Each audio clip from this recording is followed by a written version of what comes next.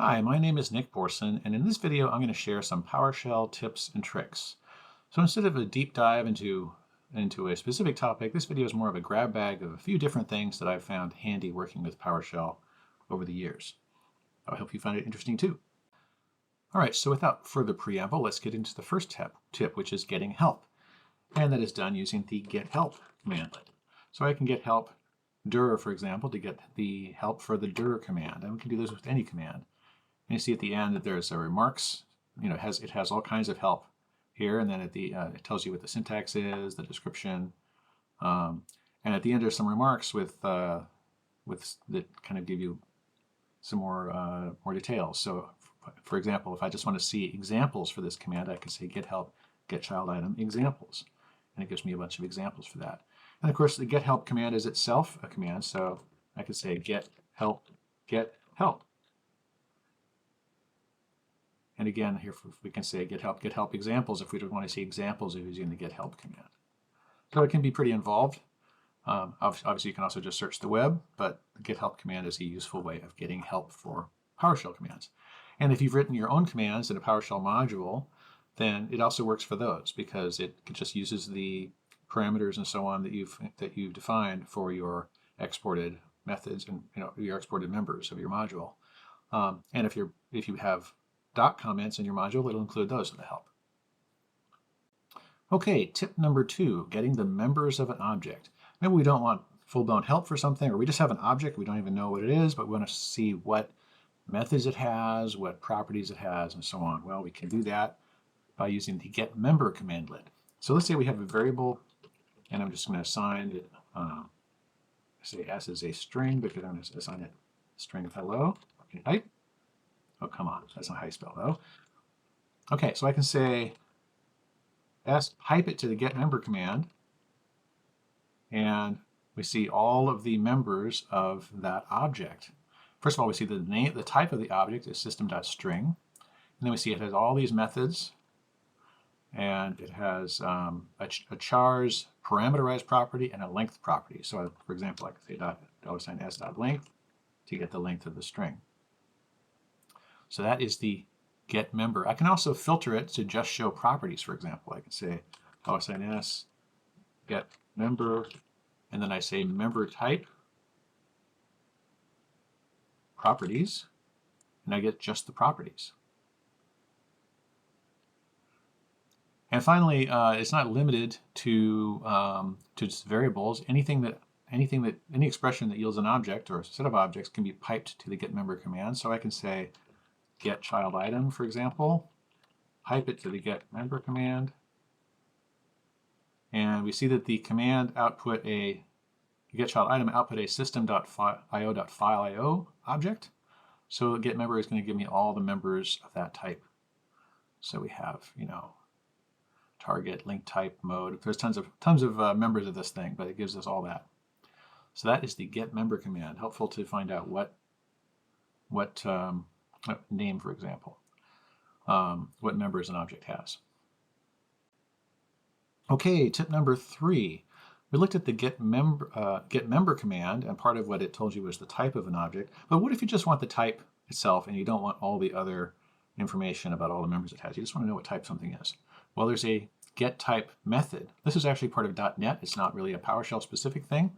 Any .NET object has a get type method that will give you an object that represents its type. So let's go back. We have our hello variable. If we want to know what type it is, we can say $s get type, and it's a method. So we give parentheses, and we see that it returns this object that includes the properties is public, is serial, name, base type. You can even call get type, find out what that object is. That object is a runtime type, system.reflection.typeinfo runtime type. So anyway, so get type, and if we just want to see the name without all the other stuff, we can just access the name property. So $s get type.name, and it is a string. That is the get type method. As long as we're talking about types, let's go on to tip 4, which is declaring types. So two objects may look the same when formatted for the console, yet behave differently if they have different types. So explicitly declaring types can make your code more predictable and give you some automatic error checking and validation. So before actually talking about declaring types, let me just talk about why types matter. So let's take an example here. We have, let's say 10 plus 2, and we see that that gives you 12. So that's not surprising. If you're adding 10 and 2, you're going to get 12. What if I say 10 plus 2, where these are in quotes? Now we get 102, 102, because 10. So if I, let's consider instead, let's assign these to variables. So a equals 10, b equals 2, a plus b. Okay, we get 12. A is 10, b is 2, right? And we add them and we get 12. What if I say a equals 10, b equals 2? Okay, a still looks like that. B still looks like 2. But if I say a plus b, now I got 102. And that's because they have type string. And when you add two strings together, the result is concatenation. It's not an arithmetic operation. We're not doing arithmetic. We're concatenating two strings. So the type actually does really matter. If we dig a little deeper, we can also say what happens if we say 10 plus 2. Then we actually get 12, not 102, because it's using the left-hand argument to determine the type of the expression. So it's coercing the string 2, is converting that to an integer. But if I say 10 plus hello, excuse me, then I get a runtime error because it cannot convert hello from int32 to an int, or from a string to an int32. On the other hand, if I say hello plus 10, then we get hello 10 because it's converting the 10 to a string and adding that. So let's take one final example here. So we saw that 10 plus 2 gives you 102. What if I say int 10 plus 2? Now it gives you 12. So what this is doing is we're doing the int in square brackets there is we're specifying a type. And by putting the type in front of the value, we're coercing the value or casting the value to that type.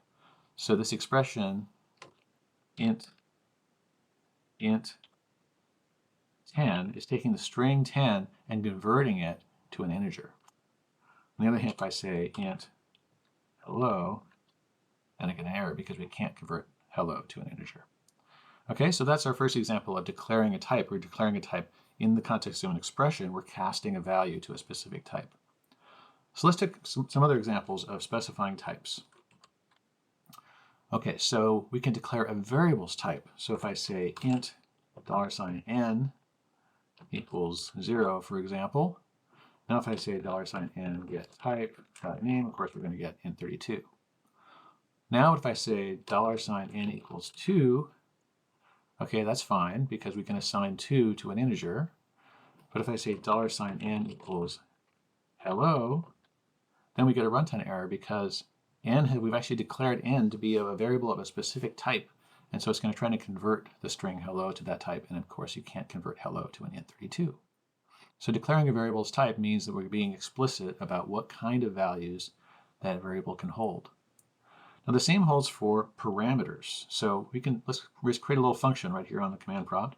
We'll define a function. I'm going to call it getYear. And I'm going to declare that its parameter has a specific. Now you don't have to declare the type of a parameter, but if you do declare the type, it means you're telling PowerShell that this function will only accept values of that type, and it will automatically convert any value you pass to this function to that type. So give it a date time type, call it date, and we'll say we're going to return the year property of the date. Okay. So now we have a function getYear that takes a datetime parameter and it returns the year property. Okay, so if I say getYear 1/1/2025, I'm going to return 2025. It's taking that string, converting it to a datetime object, and then I can access the year property. So that kind of, by declaring a type, we're actually giving it some behavior over and above just what you get from a string. Now, likewise, we get some validation, some parameter checking. If I say getYear hello, it can't convert the parameter, the word hello, to a date. So so that's not going to work. On the other hand, if I say get year, get date to commandlet is a commandlet that returns the date. Now here actually we're this is a little tricky because the get I actually have to enclose the get date here in parentheses to show that I'm not passing the commandlet itself as a parameter. I'm invoking the commandlet and using the result of that expression as the parameter. So that's a little trick also in there to just tell you that sometimes you have to include things in parentheses to show that you're invoking an expression rather than just referring to an object. Okay, we talked about declaring types. Let me now talk about declaring script parameters. So when you're writing a PowerShell script, a PSM1 file or a PS1 file, then you can also, that script can take parameters that you pass in the command line. So let me go ahead and show you a little script here. And we use this syntax. We have param, and then parentheses, and then we include all the parameters you pass to that script. So here are a couple interesting details. You can optionally specify that a parameter is mandatory, and to do so, you give it that attribute in square brackets. We say the parameter has the mandatory equals true attribute. And then you can also declare the type of the parameter. So in this case, I'm saying that the birth date parameter has type date time, and of course you give it the name. And if you want, you can include a comment. And then here's another parameter. This one is not declared to be mandatory. And in this case, I've also given it a type, and I've given it also a default value. And I get the default. This script, what we're doing is we're going to compute, given your birth date, it's going to compute your age in years as of this date. And by default, it's as of the current date. So we have a default value for the parameter. And again, we have to include this in parentheses to show that the value of this parameter is going to be the result of executing the getDate commandlet. So we enclose that expression in parentheses. And inside this this script, we're going to take the current date, or the as of date, which by default is the current date, convert that to a number of the form YYYYMMDD, take the birth date and do the same thing and subtract the birth date from the current date, and then we get the year part by dividing it by 10,000. So won't go into the algorithm here really. You can see that for yourself. But the idea is that this is how you declare parameters. So let's see how we run this thing. So I can say get date and get date, and I have to get age. Okay, that's my, and I can say birth date. And let's say I was born on December 1st, 1999. And if I say get date as of today, today is March 12th, 2025. So my age is 25. Now, I can specify an as of parameter. Let's say that the date is my birthday of this year. So if I was born on December 1st of 1999, then on December 1st of 2025, I will be 26. I will turn 26. And December 2nd, I will still be 26, and so on. So this is showing how we can have a default parameter and we can have a birth date parameter. Both of those are declared by this param syntax in the script file. So that's declaring script parameters. Okay, tip number 6 is declaring quick and dirty functions, or defining quick and dirty functions. And this is just the fact that you can declare functions right on the PowerShell prompt, right in the command line. And one use I frequently make of this is if I have a command that I want to run over and over again. For example, let's say I'm working on a script and I just want to be able to invoke my script with certain arguments to see how it behaves. Then I can just define a function. I just tend to call it go because it's easy to type, to just do that thing. So let's say I'm working on my getAge script. I can define a function called go, and I say getAge, and I want to pass a certain parameter, birth date, well, 12/1/1999. And I'm going to call this over and over again, and so I can just say go, and it will give me that age is 25. So as I'm working on my script, kind of during my dev inner loop, if you will, if I'm kind of refining this thing and I want to be able to run it over and over with the same parameter to see what it returns, it's handy just to be able to type go instead of having to type that whole command. For a script, this is one thing because it's relatively simple. What if I'm working on a PowerShell module? Then it's even more useful. So let me go back to my PowerShell, to my Visual Studio Code, and here I have a PowerShell module that has just a method here, a function rather, that converts a datetime object to a to a integer in the form YYYYMMDD. So it takes the year, multiplies it by 10,000, adds the month multiplied by 100, and then the day. So let's say I want to just test this method, and I'm kind of, maybe it's something more complicated than this, and it takes me a while to get it right. So I want to be able to run it over and over again. Well, to do that, I have to load the module, invoke the method, and then unload the module. And I have to, if I'm iterating on this and editing the module, I have to unload and reload the module each time, because otherwise, if you don't unload it and reload it, it's not going to reparse your module after you've made your edits. So let's go back to my PowerShell prompt. And I'm going to write a little quick and dirty function here. And you'll notice call it go. And if I hit the opening bracket and hit enter, you see it gives me a kind of a continuation symbol. This means that I'm continuing to enter the same command. So I'll say import module dates. This is the name of the module. And then I'll invoke the module member. I'll just call get date number, and I'll call it with date time now. So, or actually I can just say get date. And then I can say remove module. When I call remove module, I don't give the file path of the module, I give the name of the module. And then the closing brace, and once I type the closing brace, then I'm done typing that command. So now if I say go, it's going to take the current date, which is March 12th, 2025, and it's going to convert it to a integer of the form, that is 2025-03-12. And I can type that, as I refine the if I go back and edit the module and refine it and change it, I can just type go every time I want to invoke that thing. So it can be a real time saver to be able to create little quick and dirty functions like that.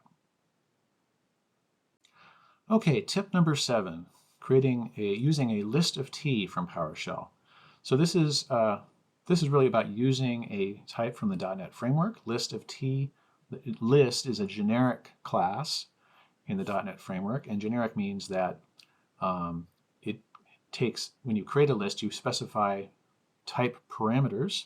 So you can create a list of int, for example, or a list of string. And this is then a growable collection of members of that type. So a list of int can only hold ints, a list of string can only hold strings, and so on. So you can also generalize this to creating dictionaries or any other kind of PowerShell, any other kind of .NET type, but we're going to focus on list here. So why would you want to use a list of T instead of an array in PowerShell? Well, one reason is efficiency. You can create arrays in PowerShell and in .NET are fixed size. You can't dynamically grow them. You can, if you want to, let's say you have a loop and you want to build up an array of things or a collection of things by looping over them and adding them one after another. Well, you can use the plus operator to add to an array, but what you're really doing in that case is every time you add, you're not dynamically growing an array, you're creating a brand new array, copying all the elements from the old array into it plus whatever new element you're adding. So it's quite an inefficient way to build up a collection. Whereas the list class in .NET is designed to be dynamically resizable, and you can add to it quite efficiently. So how do we create a list of T? Well, the syntax is we can say list equals, and here it looks like I typed this before, so I can just hit F8 to autocomplete. So we give the type in square brackets. So the type we're creating is a system.collections.generic.list of int. So system.collections.generic is the namespace in which the .NET namespace in which the list class is part of. List then is the name of the generic class. And then inside the square brackets int is the type parameter we're using to refer to a particular instance of the generic list class that is a list that can hold integers. Then at the end of that whole full type expression, we have : new. We're invoking the static new method to create a new instance of this list class. So now we have our list, and I can call list.add1, list.add2, and so on. But since this is a list of int, if I try calling list.add hello, then I get an error because it can't convert hello to int32 because this is a list of int32. Int32 really just being another name for int.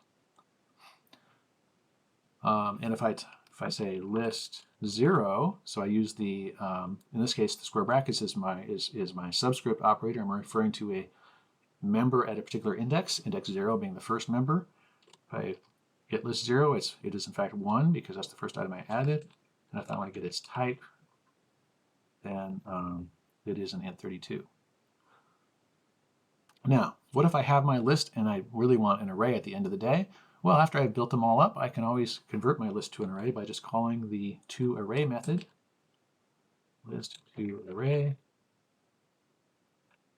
And we'll call this, we'll assign it to a variable. Let's say get $a get type is an array of int32. So you can just use the list directly, but if you really need an array for some reason, you can also convert the list to an array. All right, tip number 8 is using PowerShell hash tables. Actually, I have a whole video about this, but just for, I'm just going to do a quick version of it here. You can create a hash table using the @ curly brace syntax. So here I'm going to create a hash table called $h, and I'll say @curly brace, hit enter, and now I'm getting the angle brackets, meaning I'm going to continue this statement on another line. And I'll say we have a member with key first. I'm going to value Homer. So the first name is Homer. And the key last, I'll have the value Simpson. And then I finished declaring the hash table with the right curly brace. And now $h has 2 members, and I can refer to those members by their keys. So $h first is Homer, $h last is Simpson. So a hash table is an associative container, meaning instead of referring to things by their position like you would in an array, you refer to things by their keys. And those keys then have values associated with them. Furthermore, if I want to, I can also add things over time to a hash table just by assigning them. So actually, let me back up. If I wanted to do that statement all on one line to create this thing, I could say $h equals @ in this case, I can say first equals Homer, and then instead of going to a new line, I can just put a semicolon, meaning we're ending that statement, if you will, and then last equals Simpson, and then close it off. So now we've created this hash table all in one line again. Same result as before. This is the same as doing it the way we did it above. It's just all in one line. Now, what if I just want to create an empty hash table and add members to it incrementally? Well, I can just say $h equals @curly braces like so. And now we have a hash table with no members in it. And I could say h first equals Homer, and h last equals Simpson. Okay. Now h.count is 2. H first is Homer, and so on. Also, there's another syntax. If I don't want to type the square brackets, I just want to use sort of this kind of treat first as if it were a property. That also works. As long as the key does not have spaces in it, I can use this alternate syntax, which kind of works, behaves almost as if first was a property rather than accessing a member of a container. So that is PowerShell hash tables in a nutshell. Tip number 9 is string substitution or interpolation. So to take a very simple example, if I say, let's say I have first name equals Homer and last name equals Simpson. Okay, then I can create a string in which I use those variables. Last name, I'll do the form last name, comma, first name. And you notice that the color coding here is showing us that it's treating those variables as, or it's treating those not as just literal characters, but as variables. So when I evaluate that string, it's going to interpolate or substitute the values of the variables for the variable names. And I get Simpson, comma, Homer instead of last name, last name, first name. So that is string substitution. Now, if I want to disable that, I would use single quotes instead of double quotes. So single quotes in PowerShell means that it's a literal string. I'm not going to look for variable names in that string. Okay, and then we just get the literal last name, first name. So what if I have a more complex expression, like I want to access a property? In that case, I need to use enclose those in $ parentheses like that. So let's say I want to say first name has so many characters in it. So I can do this, like say first name has, and then I enclose in $ parentheses, and then I can type whatever expression I want. I can type public first name.length. Okay. Okay, so inside the $ parentheses, then we have just any PowerShell expression. I can invoke a method, invoke a command, or I can access property, what have you. And I get Homer has 0 characters. That's because I type first instead of first name, so there is no first variable. Homer, I didn't mean to type a backslash. Homer has 5 characters. Okay, so that is string substitution or interpolation in PowerShell. All right, finally, tip number 10 is string formatting. This is where you want more control than the built-in string substitution that we just talked about in PowerShell gives you. So let's say that we want to format a value as a 4-digit hexadecimal number, for example. So I'll take $, let's create a variable, I'll give it the value 254. So in hexadecimal, this is 0xFE. So FF would be 255, so FE, 254 is FE.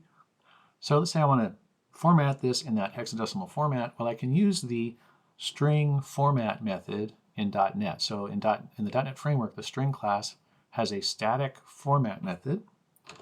So I invoke that by giving the name of the type, : the name of the method. And then I give the format string, and I'm going to include a 0x. That's just a literal 0x. So in my output, I want to include the 0x prefix to show that this is a hexadecimal number. And then inside curly braces, I give the value and the format of that value that I'm going to substitute. Well, first of all, I'm just going to give the index here, and I'll say $n. And we'll see that we get, well, let's take out the 0x, all right, just to show what we're doing here. And I can even say the value is, okay? So, so the curly braces with the 0 in the middle, the 0 is an index of an argument. So I can say the value of 0 is 1. I can say $n, like so. Okay, so this is to kind of illustrate how this works. So the inside curly braces, we put the index, the 0-based index of the argument, starting at 0 after the format string, and that gets interpolated in place of that curly braced expression. Okay, so that's how string format works. Now, what if I want to do that in hexadecimal, I'm going to put the 0x prefix. That doesn't really do anything. That's just literally part of the string. But then I can say :x. This is saying that we want to format this as an hexadecimal number. And now we get the value of $n in hexadecimal is 0xFE. And maybe if I'm doing this in a table or something, I want it to have a certain width so that everything lines up in their table. I could say x4. And now I get the value of $n in hexadecimal is 0x00FE. So we have the part that in the curly braces here, this part, has been converted to this part right here, a 4-digit hexadecimal number. Okay, so that is how the so .NET supports this whole set of format specifiers, and the reason I'm showing you this syntax where I'm invoking the string : format method is because if you want to be able to look up what all the options are, this is very rich possibilities here. You can look on the web for string.format and then read about .NET format strings and all the options you have. There's a ton of them. So hexadecimal is just scratching the surface. There is, however, in PowerShell a simpler syntax. I can use the -f operator to do the same thing.